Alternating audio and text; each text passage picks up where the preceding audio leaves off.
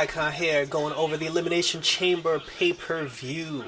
Um, you know, I have to say, I mean, I'm a huge wrestling fan. I've always been a huge wrestling fan, but this pay-per-view didn't exactly reel me in, only because a lot of the outcomes of a lot of the matches just seem very predictable. So I'm hoping that we get some surprises tonight. But they were off to a bad start because for the pre-show match, they gave us the Viking Raiders versus Riders and Hawkins. Like, I'm not even gonna put a graphic up for this. Like, this, I like Hawkins and Ryder. I like the Viking Raiders, just not in the ring together. I mean, they could have fought anybody else. Like, there are other matches they could have had that could have had more meaning to it, and I just didn't care. And then the Viking Raiders won. We all knew the Viking Raiders would win. So again, the predictability factor is already kicking in. I mean, one, we got a match that nobody cared about, and two, the people that we assumed was going to win won anyway. So that's how the pay-per-view started. So let's get right into it and talk about the actual card. So the first match of the night, surprisingly, because I thought they were going to start with the men's tag chamber match, they started off with Daniel Bryan versus Drew Gulak. And Drew Gulak, he's from Philadelphia, so that that makes sense. The two of them actually have some sort of rivalry going on, so it makes perfect sense. Like I said, to have him compete in his hometown. Obviously, the fans were for Daniel Bryan. A lot of them probably don't even know that Gulak's from Philadelphia, but I digress. It was actually a very good match, but like I said, the theme tonight is predictability, and predictomania is running wild. We all knew Daniel Bryan wasn't going to lose to Drew Gulak. However, I will give them respect for this. They did a good job of making Drew Gulak look like a credible competitor. They did a good job of making him look like a credible threat. Like he was suplexing Daniel Bryan out of nowhere. Giving him Germans, and there were a lot of times where Daniel Bryan, he sold it very well. Like, he was trying to make it seem like, wow, this Gulak kid's kind of tough. Like, Bryan would roll out of the ring, take a breather, try to get his head together, and a lot of people think, like, why are you struggling this hard against Drew Gulak? And, well, it's because Drew Gulak is actually a good wrestler, and he's in his hometown, so of course he's going to bring his A game. So, and he brought his A game, so kudos to him. But like I said, we all knew he wasn't going to win, and thanks to the yes lock, Daniel Bryan, gets the submission victory. And we're moving on, but to where for Daniel Bryan at WrestleMania, I have no idea. After that, we had the one-on-one matchup for the United States Championship.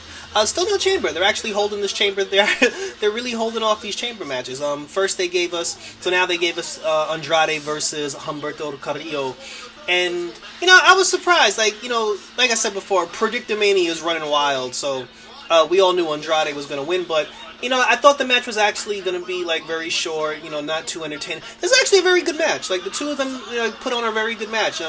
Humberto Carrillo, the effort that he put out in this match, it was almost like, bro, where was that the last 3 weeks when you were losing to Garza? But it actually, I'm not going to lie, it got to a point where there was a moment where I was like, well, damn, Humberto should probably win this, but but he didn't. In the end, he came off the top rope for his crossbody. Andrade was able to roll him up, grab the tights, got the 1, 2, 3, and Andrade, along with the hot Zelina Vega, is still the United States champion. So finally, we get a chamber match. We have the SmackDown Tag Team Championship chamber match, which obviously means the women are going to main event the show, which everybody assumed because they had the header poster. And again, this the match was another predictable outcome to me because, I think we all knew that Miz and Morrison would retain, but I was legitimately surprised at how entertaining this match was. The New Day and the Usos started the match, which was really cool. It was a little sloppy at first, a couple of mistakes, like some slippage or whatever, but the Lucha House Party got involved. Then, things started picking up with the fast-paced action, and then there was even a spot where, I think it was Lince Dorado, he, climbed the top of the cell, of the chamber. He, he scaled it, and then it did a backflip, and it was he was dangling from the top of the chamber and did a backflip and crash land on everybody, so that was really cool. Lucha House Party actually brought a lot to this match, and these guys don't get enough respect for the stuff that they can do. But they were the third competitors that came out of the chamber, followed by Ziggler and Rude, then Heavy Machinery. No, actually, no, I'm lying. Because Robert Roode and Ziggler were last. So it was New Day and Usos, Then it was Lucha House Party. Then it was Miz and Morrison, followed by Heavy Machinery, and then followed by Rude and Ziggler. And during the so for Heavy Machinery, obviously they're trying to Otis wants to get his revenge on Dolph Ziggler for the whole Mandy situation. So Heavy Machinery was like clearing house and kicking ass, and they did this one spot. Because right after Lince Dorado did his backflip off the top of the chamber, they were the Heavy Machinery eliminated Lucha House Party, so they were the first to go. But then Otis had this thing where Ziggler was up against one of the pods, and Otis was going to crash into him while he was up against the pod. And we've seen this spot a million times. They either crash, the two people crash into the pod, and the pod explodes. One guy moves out the way, the guy goes into the pod, or whatever. But this time, Otis is so big that when he ran to squash Ziggler through the pod, Ziggler moved out of the way. Otis crashed through the plastic on the left side. He crashed through the plastic that was on the right side, and he fell out of the chamber. And I thought that was awesome because I've never seen that before in a chamber match where the guy actually broke through both plastic barriers and fell outside. And then right after that, Heavy Machinery got eliminated. And then as soon as Heavy Machinery got it, because Tucker was by himself at that point, because Otis was on the floor. Otis was on the floor trying to pick his face up. Tucker tried to, hold it down solo. He got beat by Ziggler and Rude. And then right after they beat Tucker, then immediately Rude and Ziggler got eliminated because they got double teamed by New Day and the Usos. So it came down to the three teams that everybody expected, and the New Day were the first to get eliminated in that match, which was surprising. But then it's like it was obvious after that what was going to happen after that, and due to a double team cheat, like a double cheat where like the Miz had had one of the Usos up in a pinning position. He put his feet on the ropes, and then Morrison came over and held his legs down so he couldn't kick out. So they did like a double pin, like a double cheat pin, and then that's how they got the Usos out of there. And Miz and Morrison, obviously, because they just won the belts, retained the SmackDown Tag Team titles. But that was a good match. Like, I'm not even going to hate on the outcome because the match was entertaining. In my opinion, I think what's going to happen is we're going to end up getting a triple threat match at Mania with Miz and Morrison versus the Usos versus the New Day, and I'll be perfectly fine with that. And then we also get Heavy Machinery versus Rude and Ziggler in a separate match at Mania. Two good matches, and I'll be here to support both of them. So after the chamber match, we have the no holds barred rules no rules match between AJ Styles and Alistair Black, following up on the feud that the two of them have been having on Raw. And it's very enjoyable to see the two of them in the ring because they're both AJ Styles is he's the man, and Alistair Black, when they let him actually do what he could do, Alistair Black tears it up. The problem with this whole thing is we all know this was leading towards an Undertaker match. And although the two of them did have a good no-holds-barred match, I mean, the reason why it was no disqualification, anything goes, is because there was a moment where the OC came in the ring. All three of them jumped Alistair Black. They had him pinned. AJ was going to come off the top rope for the phenomenal forearm. And then the gong went off, the lights go out, and then when the lights come back on, Taker's in the ring, choking out the OC. He chokes out, he gives the choke slam to AJ Styles, and then when Taker dips, AJ Styles gets up and walks right into the black mask. And I will say this though, the one thing I am surprised about, I am surprised that Alistair Black got the victory because I thought that they were going to cheat for AJ Styles to win.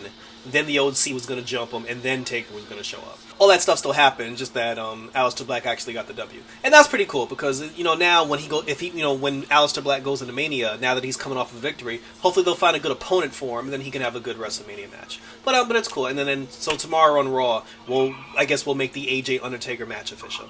The Street Profits defending the Raw Tag Team Championships against Seth Rollins and Buddy Murphy, and this match, it was basically a glorified Raw match, and it went exactly how you thought it was going to go. Good action early on, and eventually AOP gets involved. Kevin Owens comes out. Kevin Owens is actually pretty funny because when Owens showed up, he came out with like a big old bucket of popcorn and he had a seat like he was a fan. But towards the end of the match, obviously the Street Profits just won the title, so they're not going to lose the titles that quickly. The Street Profits pick up the victory by pinning Buddy Murphy, and then after that, Seth Rollins is at the Street Profits get out of the ring, they're on the ramp. Seth Rollins is like screaming at the Street Profits from across the ramp, and then bam! As soon as Rollins turns around, he gets the stunner from Kevin Owens, and we're pretty much going to get Seth Rollins versus Kevin Owens at WrestleMania because there's really nothing else for the two of them to do, and Kevin Owens can't keep interfering in all his matches forever. So and when the two of them finally lock up, I'm not going to lie, I actually am looking forward to that matchup. I am looking forward to seeing the two of them go at it, but we'll see what happens. We're moving right along, and the question now is who's going to face the Street Profits at Mania for those Raw Tag Team titles. Then we got the 3-on-1 handicap Intercontinental title match. Braun Strowman versus Cesaro, Sami Zayn, and Shinsuke Nakamura. And surprise, surprise. The one surprise of the night so far was that not only did Braun Strowman lose the Intercontinental Championship, he got beat by Sami Zayn. And are they doing a New Day thing now where all three of them are going to defend the Intercontinental Championship, or is Sami Zayn the Intercontinental Champion? And I love Cesaro, I like Shinsuke Nakamura, but if Sami Zayn is the official Intercontinental Champion, sign me up because the dude is funny. Like he's good on the microphone, he can wrestle, and Raw right now, not Raw, SmackDown right now, first of all, Braun Strowman too damn big for the Intercontinental Championship, so he needs to move to the heavyweight division. But if Sami Zayn is the Intercontinental Champion, please get some faces on the SmackDown brand for this man to feud with, because this is going to be some entertaining shit. So congratulations to Sami Zayn, and we'll see what he does with his IC title run. And finally, the last match of the night, the most predictable match of the evening, the Women's Elimination Chamber match. It started with Natty and Ruby Riott. They had their little thing going on in the beginning. Then Sarah Logan came in at 3. Shayna Baszler surprisingly came in at 4. And then when she came in at 4, I was like, well, that's different. Why would she come in at 4? Oh, because she's just going to beat everybody in like 2 seconds. She immediately taps like Sarah Logan. She taps Ruby Riott. She taps Natalya. Poor Liv came in. She came in at 5, got her brains beat. I think Shayna eliminated everybody in this match. And then Asuka was last, and that was really the matchup that people wanted to see, because it was just like the only credible threat that in the whole thing is Asuka. But I mean, let's be real. Like, we all knew it's gonna be like Becky Lynch was backstage watching, for Christ's sake. Like, she wasn't doing that for the sake of Asuka winning the match. So yeah, Shayna Baszler won. She made Asuka tap, and that's pretty much it. And and to be honest, I don't have a problem with Shayna Baszler versus Becky Lynch, but just like how with Roman Reigns and Goldberg, they just decided to just give Roman Reigns didn't qualify, to fight Goldberg. He didn't earn a title shot against Goldberg. He just popped in and was like, "Yo, I'm fighting Goldberg," and because we all knew that was going to happen. So it's like, if you're going to make something so obvious, don't insult our intelligence by doing a number 1 contenders match. Just give the girl the damn match. So that's where we're at. Shayna Baszler versus Becky Lynch. No surprise, surprise. And now we're officially on the road to WrestleMania. So that was it. That was my Elimination Chamber review. Like I said, predictable, but it was still good. The show was good. The matches were good. Like I said, it was just the outcomes that that felt. Besides that IC title match. So again, we're on the road to WrestleMania now. We're officially here. Hopefully, some more matches will get get revealed as we go along. I will definitely be doing a WrestleMania review, which will probably take 50 years because WrestleMania goes on for days. So thank you for tuning in. Leave a comment, like, and or subscribe. Check out my other videos. Black Lightning season finale coming up later this week, as well as my other DC TV. And until next time, as always, for the Chamber, everybody, take care, and I'm out this bitch!